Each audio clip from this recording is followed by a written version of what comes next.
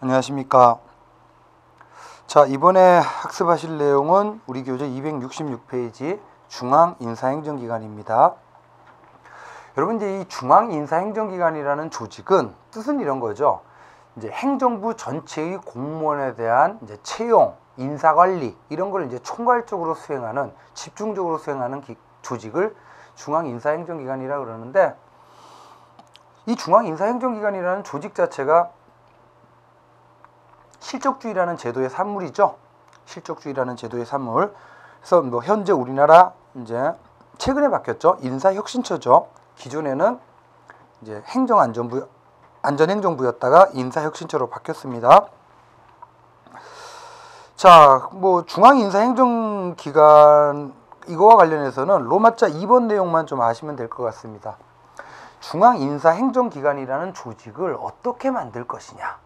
크게 자, 표를 보시면 독립기구로 만들 수 있고 비독립기구로 만들 수 있어요. 그리고 두 번째 기준, 자, 독임제, 단독제로 만들 수 있고 일반 부처와 같이, 그리고 이제 합의제, 위원회제로 만들 수가 있어요. 그럼 2 곱하기 2 조합을 하면 네 가지 유형이 있는데, 이 네 가지 유형 가운데 전형적인 형태가 두 가지예요. 독립합의형하고 비독립 단독형입니다.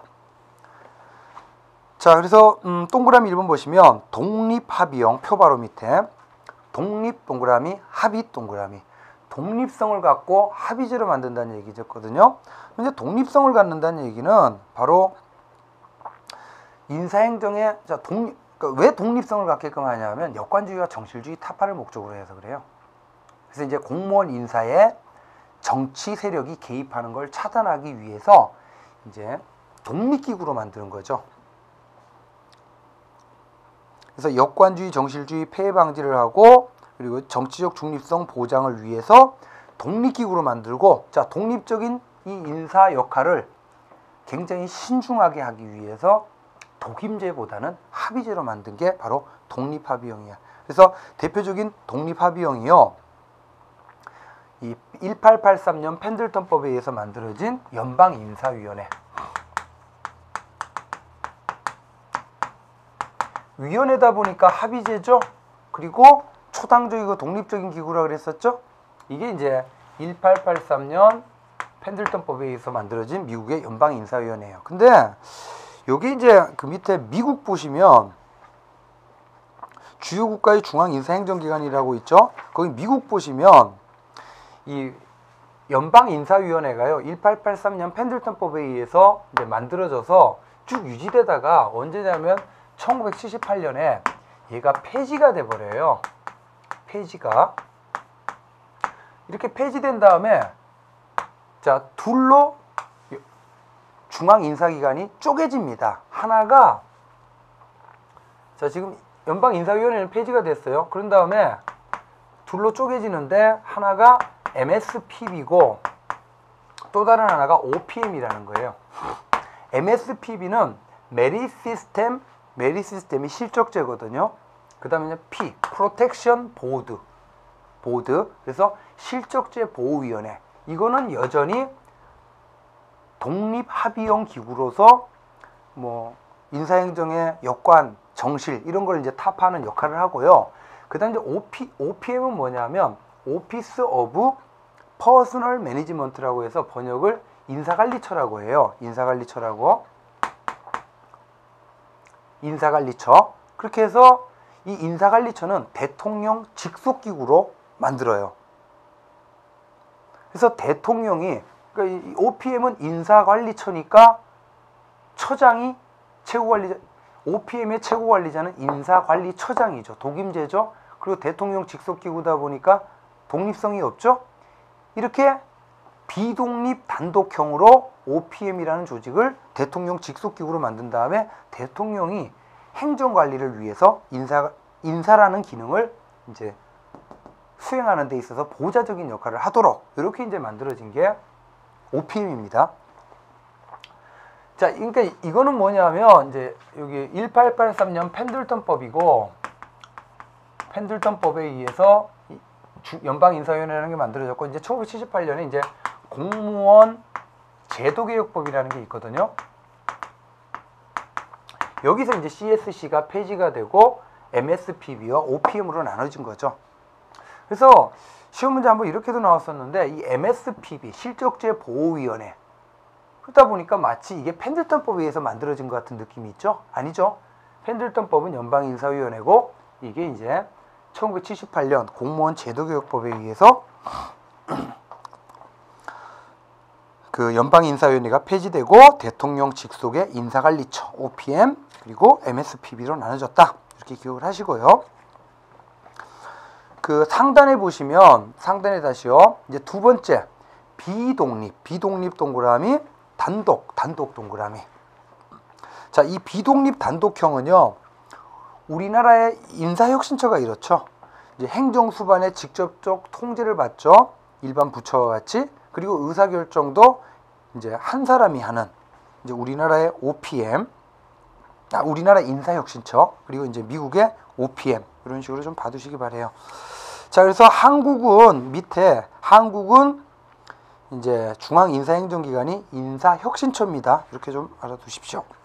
자, 이 정도 보시고 한 장을 넘기시면 268페이지 가겠습니다. 자, 국가공무원법의 공직분류라는 건데 이것도 중요합니다. 여러분 일단 우리나라의 공무원은 국가공무원법상 크게 둘로 구분이 돼요. 경력직 공무원하고 특수경력직 공무원으로. 자, 근데 상단에 박스 보시면 이렇게 경력직과 특수경력직으로 구분하는 기준이 뭐냐 하면 우리나라가 아까 실적주의를 원칙으로 하는 지역공무원제라고 그랬죠. 그래서 실적주의와 지역공무원제가 전면적으로 적용되는 공무원을 경력직 공무원이라고 그래요. 그리고 실적주의와 지역공무원제가 적용되지 않는 공무원들을 특수경력직이라고 합니다. 자, 그래서 이건 뭐 단순 암기사항인데 먼저 왼쪽 페이지요. 경력직 공무원은 자, 법에서 이렇게 개념 정의되어 있어요. 표에 보시면 실적과 자격에 의해서 임용된다. 이 얘기는 실적주의가 적용된다는 얘기죠.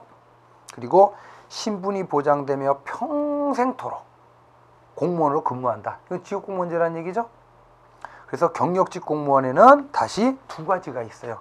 일반직이 있고 특정직이 있습니다. 일반직이요. 여러분이 되려고 하는 공무원이에요.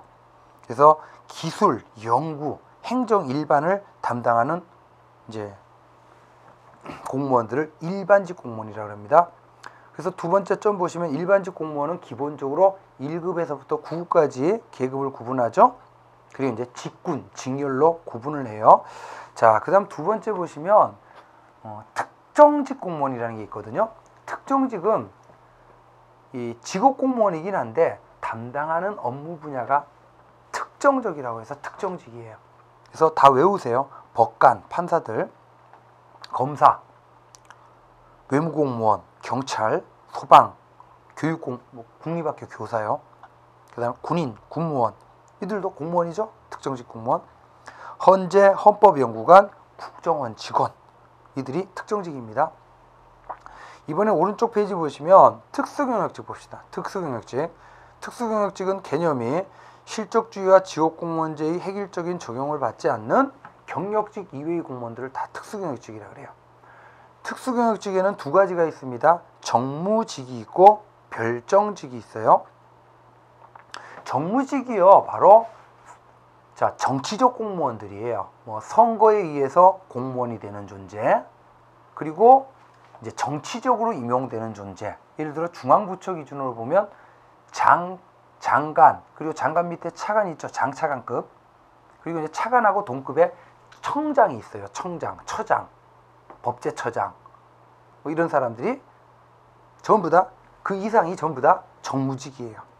그래서 정무직은 그 정도로 보시고, 그 다음에 별정직이라는 게 있는데, 이 별정직은 주로 비서관 또는 비서, 이런 이제 보좌 업무를 수행하는데, 해당 법률에서 이거는 별정직이다라고 개별적으로 전부 다 규정을 하고 있습니다. 자, 이렇게 이제 일단 그 공무원, 국가공무원법상 공무원은 이렇게 구분이 된다, 분류가 된다는 건 뭐 기본적인 사항이니까 학습을 해 두시고요. 자, 이렇게 보시고 넘겨봅시다. 자, 270페이지요. 직위분류제. 여러분들 이제 지난 시간에 간단하게 좀 언급을 했었는데 이제 직이분류제라는 개념이 나오면 반대편에 뭐가 나와야 돼요? 계급제라는 게 나와야 되죠. 그래서 이제 이 직이분류제하고 계급제를 항상 대비식으로 이해를 해야 되는데 이건 이런 겁니다. 이제 공직 분류의 방식이거든요. 우리나라 공무원, 국가직, 지방직 합치면 거의 100만 명이 돼요. 이 수많은 공무원들을 한 명 한 명 개별적으로 인사관리한다는 게 효율적이지를 못하죠. 그래서 이제 효율적인 인사관리를 위해서는 공무원들을 일정한 기준에 따라서 분류를 해야 되는데 이 분류하는 방식으로 상단의 박스 계급제가 있고 직위분류제가 있어요. 그래서 여기서부터는 조금 그 많은 내용들이 이제 표현이 될 텐데 자, 먼저 여기 잠깐 보십시오. 그림을 좀 그려볼게요. 정부가 이렇게 있다. 정부. 이게 정부예요. 그러면 이 정부 안에 수많은 직위들이 존재해요. 자리들이. 그리고 이 각각의 자리, 직위에 공무원이 배치가 돼 있죠. 그러면 예를 들어 인사과장이다. 그리고 현재 인사과장으로 홍길동이라는 공무원이 배치가 돼 있어요. 그럼 여기서 인사과장이라는 건 뭐냐면 직위예요. 직위. 그리고 홍길동이라는 존재는 누구냐면 공무원이라는 사람이에요. 자, 이렇게 모든 조직에는 직위가 있고 그 직위에 배치되어 있는 공무원이라는 사람이 있는데 뭐 예를 들어 대통령이라는 건 직위죠. 그리고 현재 대통령이라는 자리, 직위에 박근혜라는 정무직 공무원이 배치가 되어 있는 거죠. 그래서 이제 공직을 분류하는 방식, 직위분류제하고 계급제가 있는데요. 먼저 직위분류제를 공부할 때는 자, 객관적으로 존재하는 직위, 이 직위가 수행하는 직무의 특성을 기준으로 공직을 분류하는 제도예요. 반면 이제 이게 끝나면 계급제를 공부할 건데 계급제를 공부할 때는 직위는 의미가 없어요. 홍길동이라는 공무원, 사람의 특성을 기준으로 공직을 분류하는 제도예요. 그래서 먼저 보실 게 직위분류제죠. 직위분류제에서는 사람은 의미가 없습니다. 뭐가? 객관적으로 존재하는 직위가 중요하죠. 직위가.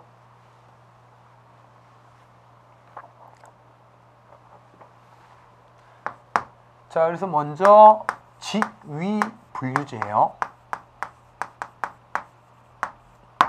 직위분류제.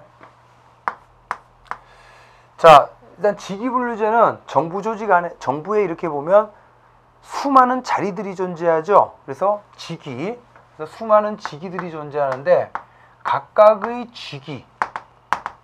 직위에는 뭔가가 내포되어 있어요. 뭐가 내포되어 있냐면 그 직위에서 해야 되는 일들이 있죠. 직무가. 그래서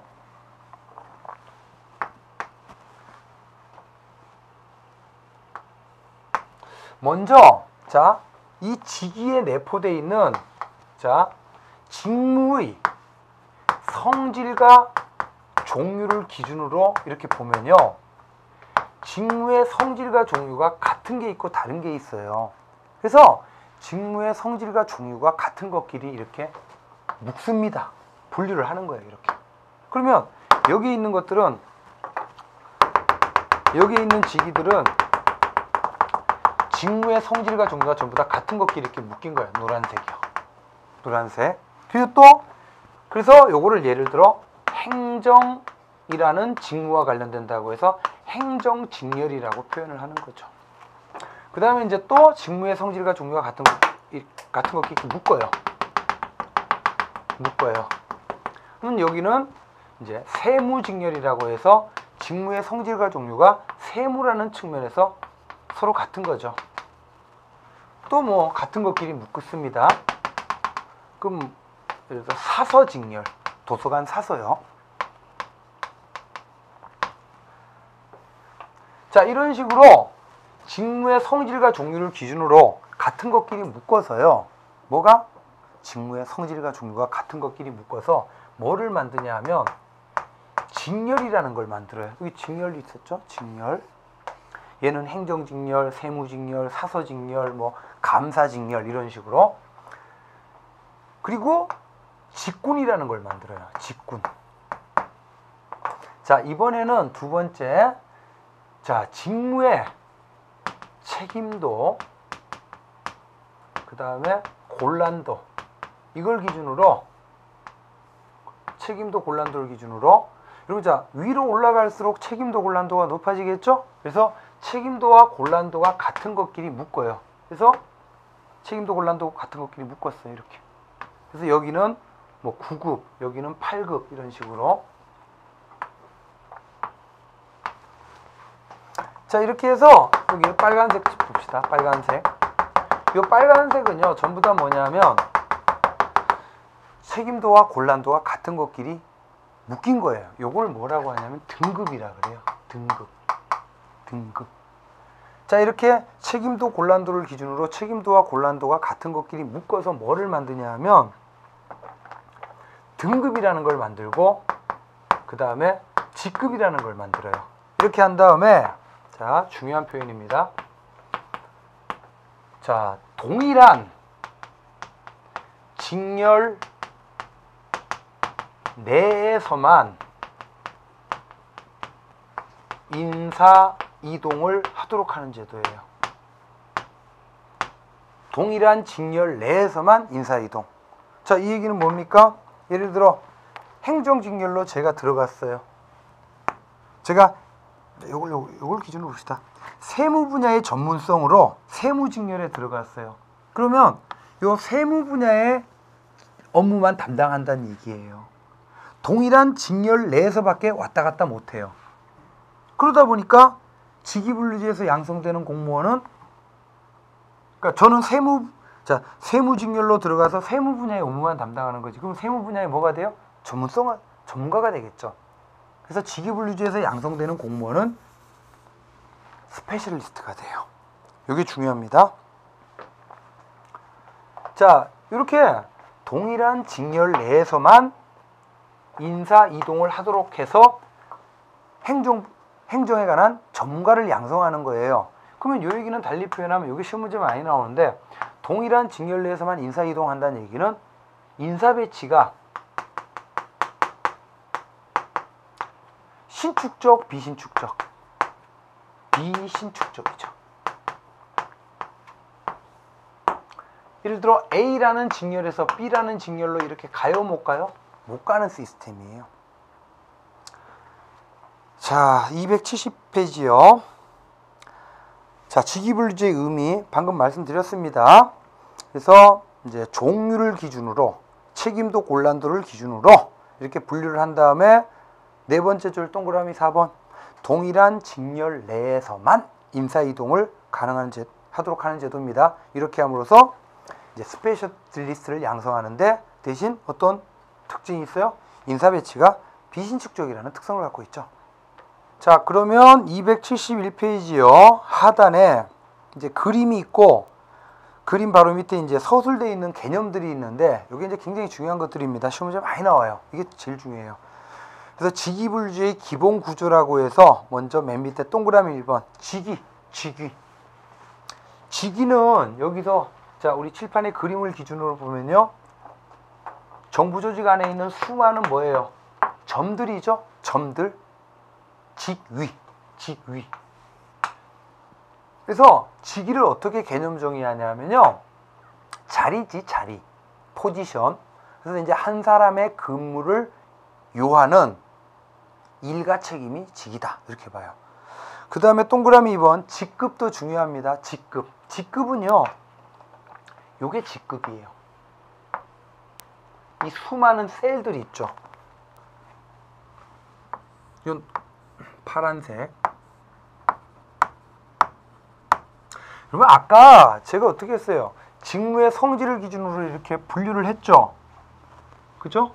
그 다음에 두 번째, 책임도 곤란도를 기준으로 이렇게 분류를 했죠. 그랬더니 뭐가 만들어집니까? 이 수많은 셀들이 만들어지겠지, 셀들이. 그리고 이 셀들 안에는 점들이 있겠죠? 직위들이. 이게 직급이에요. 그러면 자, 요걸 직급이라고 보면 이게 직급인데 요 직급 개념 정의해 봅시다. 직급 안에는 직위들이 있죠? 그럼 이 직위들은 첫 번째 직무의 성질 종류 같아요, 달라요? 유사하죠?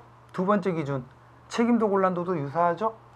직위분류제를 만드는 양대 기준인 성질 종류도 유사하고 책임도 곤란도도 유사한 직위들을 모아놓은 걸 직급이라 그래요. 자, 그 다음에 세 번째 직렬. 직렬은 이게 직렬입니다. 이 전체. 요 기둥 있죠? 노란색으로 표현한 이 전체가 하나의 직렬이야. 그러면 이 직렬 개념 정의해 봅시다. 이 직렬 안에 있는 것들은 직무의 성질 종류 유사하죠? 근데 뭐는 달라요? 두 번째 기준인 책임도 곤란도는 서로 다르죠? 이렇게 성질 종류는 유사하고 책임도 곤란도는 상이한 요 셀들을 모아놓은 거죠. 요거를 직렬이라 그래요. 그 다음에 넘겨보시면 이번에는 직류라는 개념이 나오는데 직류는 뭐냐면 요거예요. 요게 지금 세무직렬이잖아요. 요게 하나의 직렬인데 요 하나의 직렬을 또 쪼개면 이게 바로 직류가 돼요. 그래서 직류는 직렬을 세분화시킨 거다 이거야. 직렬의 세분화. 그 다음에 동그라미 5번에 보시면 직군이 나오는데 직군은요.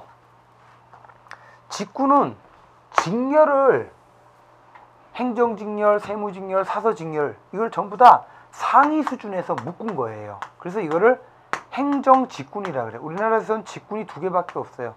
행정직군 아니면 반대편에는 기술직군이야.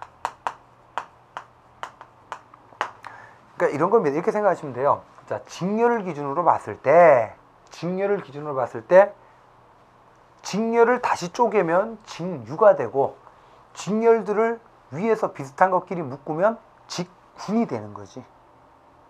이렇게 보시면 됩니다. 그래서 그 밑에 272페이지 하단에 표 보시면 행정직군이 가장 크죠? 그 안에 직렬이 있고 행정직렬이 있죠? 또 행정직렬이 다시 쪼개지죠? 직류로. 자, 그 다음 6번 직무등급. 그냥 등급으로 기억하세요. 등급은 이 빨간색이 하나의 등급이라 그랬죠? 그럼 등급 개념 정의해 봅시다. 이 등급 안에 있는 것들은 성질 종류는 서로 다르죠? 하지만 뭐는 비슷해요? 책임도 곤란도가 비슷한 거를 하나로 묶은 거죠? 이게 바로 등급이에요. 그럼 여러분 등급 결정이 왜 중요하냐 하면 성질 종류는 다르지만 책임도 곤란도가 유사해. 그럼 같은 등급에 있으면 월급 같게 받아야 돼요? 다르게 받아야 돼요? 같게 받아야 되죠. 그래서 이 등급 결정이 보수 지급 때문에 중요합니다. 그래서 여러분 예를 들어 인사과장이 있고 격리과장이 있어요. 인사과장하고 격리과장은 직무의 성질과 종류는 다르죠. 하지만 과장급으로서의 책임도 곤란도가 비슷하다고. 그러니까 월급 같게 받는 거죠. 그래서 6번 직무등급 줄친 부분 직무의 곤란도 책임도가 유사해서 동일한 보수에다 동그라미 하세요. 동일한 보수에다 동그라미 하시고 이거를 뭐라고 하냐면 직무급이라 그래요. 직무급. 그러니까 책임도 곤란도가 같으니까 보수를 같게 지급하는 보수 체계를 직무급이라 그래요. 자, 이렇게 보시고 자, 오른쪽 페이지 갑시다. 273페이지. 273. 자, 직위분류제를 만드는 절차인데요. 이 직위분류제의 수립 절차는 이게 바로 직위분류제를 만드는 절차예요. 이게. 그래서 이 직위분류제에서 가장 중요한 작업이 바로 1번 작업하고 2번 작업을 하는 거거든요. 그래서 자, 1번 작업의 이름이 즉 직무의 성질 종류를 기준으로 뭐를 만들어요? 직렬을 만들고 직군을 만드는 이 작업의 이름이 직무 분석이라 그래요. 그 다음 이제 1번 작업이 끝나면 2번 작업을 하거든요. 2번 작업을. 그래서 직무의 책임도 곤란도를 기준으로 책임도 곤란도가 같은 것끼리 묶어서 등급과 직급을 만드는 거를 이거를 직무평가라 그래요.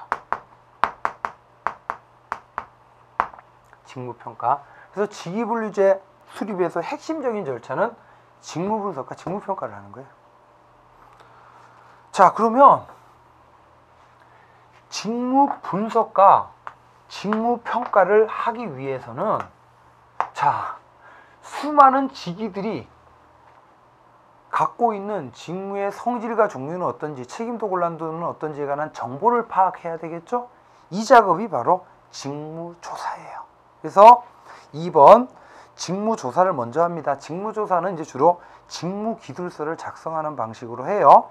그래서 정보 수집이 되면 객관적인 직무의 내용, 책임도 곤란도에 대한 정보 수집이 되면 먼저 하는 작업이 뭐예요? 직무분석. 그래서 직무분석 보세요. 땡땡하고 뭐라고 되어 있습니까?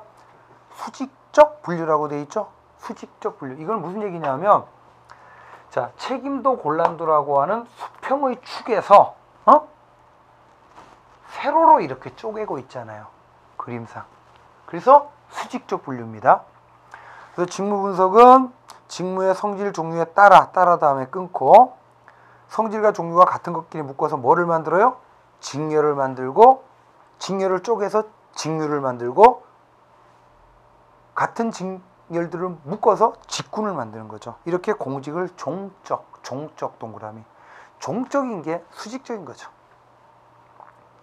그 다음에 4번. 자, 이게 끝나면 직무평가를 하는데 직무평가는 수평적이라고 되어 있죠. 이건 뭐냐면 자, 책임도 곤란도라고 하는 수직의 축에서 이렇게 가로로 쪼개는 거죠. 가로로.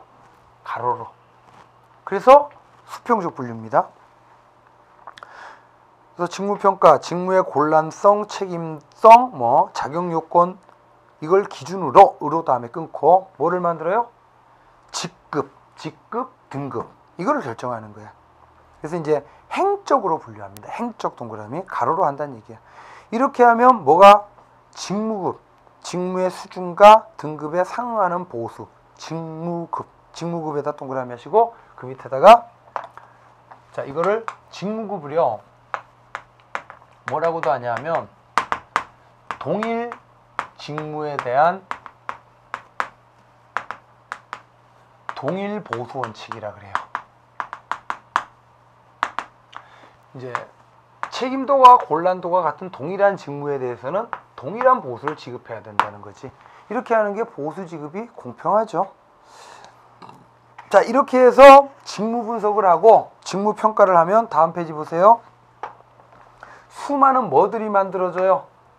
이 셀들이 만들어져요. 셀들이. 이 셀의 이름이 뭐였어요? 아까? 직급이었죠. 그래서 이 직급별로 직급명세서라는 게 작성이 돼.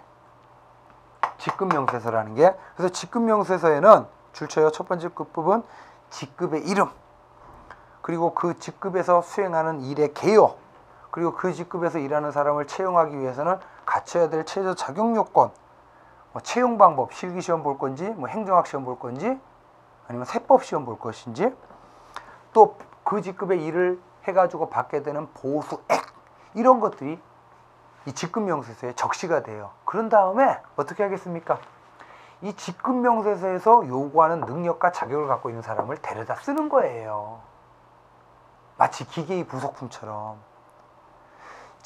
자, 여기 보세요. 자, 정부에 존재하는 수많은 직위들이 갖고 있는 직무의 성질과 종류, 책임도 곤란도를 객관적으로 분석하고 평가했죠. 그런 다음에 뭐를 만들었어요? 마치 거대한 기계의 설계도와 같은 직급명세서를 만들었죠. 그런 다음에 그 직급명세서가 요구하는 능력과 자격을 갖다 쓰는 거야. 이거 마치 뭐가 떠오릅니까? 과학적 관리론이죠. 과학적 관리론. 그래서 돌아오십시오. 어디냐면 270페이지. 270페이지 보시면 하단에 줄진 부분 보세요. 밑에 세 번째 줄. 직위분류제는 직위가 갖고 있는 객관적인 직무를 분석하고 평가했죠. 그런 다음에 거기에 적합한 지식과 기술을 가진 사람을 데려다 쓴단 말이야. 이렇게 함으로써 객관적인 실적 기준을 정립하고 보수 지급을 공평하게 하겠다라는 이러한 이제 요청에 의해서 시작된 제도가 직위분류제예요. 그래서 오른쪽 페이지 보시면 양가로 2번 메뉴에 이 직위분류제는 과학적 관리론과 또 농업사회적인 관리제의 전통이 약간 바로 미국에서 발달한 과학적 관리론은 미국에서 나온 거잖아요. 자, 이렇게 보시고 이게 이제 직위분류제고요. 그 274페이지 여기서부터 이제 계급제인데 이 계급제는 이제 다음 시간에 이어서 계속 보도록 하겠습니다. 이번 수업은 여기서 마치도록 하겠습니다. 수고하셨습니다.